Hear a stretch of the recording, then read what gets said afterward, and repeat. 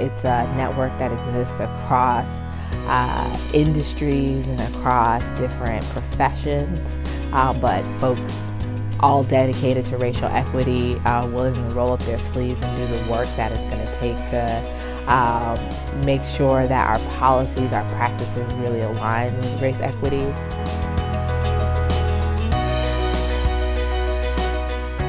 My experience at Chicago United for Equity has really given me an opportunity to stand more positively on issues that I care about deeply, which is looking at Chicago in a more racial equity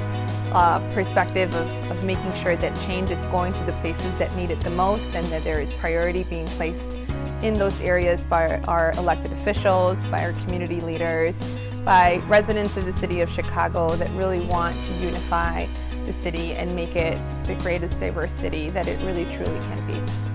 And the organizers of the fellowship, from the very first time we walked in the room, they were giving us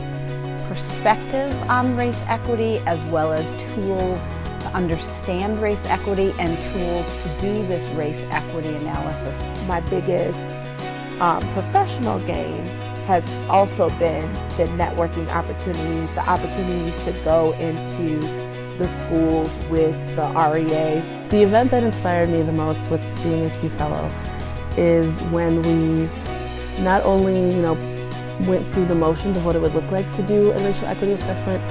around the NTA school closings, but when we actually were able to go out into the community and facilitate conversations. Q, in terms of my role in the greater Chicago community, has meant that I've really stepped up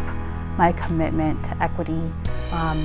in the organizations that I volunteer with, where I work, talking about principles with my family and my friends. I'm absorbing it and it's becoming a part of who I am professionally and personally.